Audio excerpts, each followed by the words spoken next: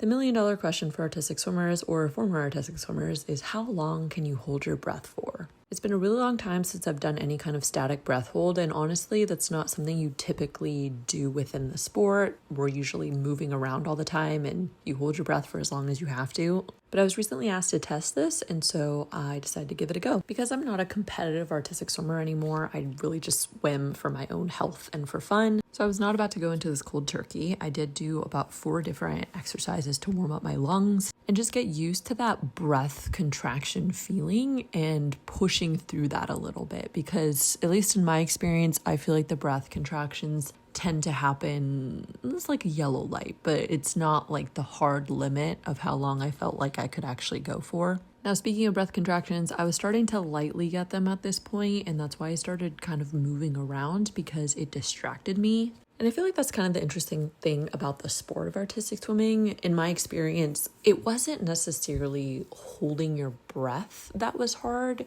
It was the fact that you're trying to perform really difficult movements while holding your breath. And so it was less about these breath contractions and more about your body just slowly starting to get really heavy, or you'd get like this burning leg feeling in your body or your arms. And so trying to overcome that while being in this like semi-anaerobic state was the harder thing about it. Anyways, I'm about to approach my limit here. I was actually pleasantly surprised by my total time here, but that's all, so leave your questions and comments below, and I'll catch y'all later.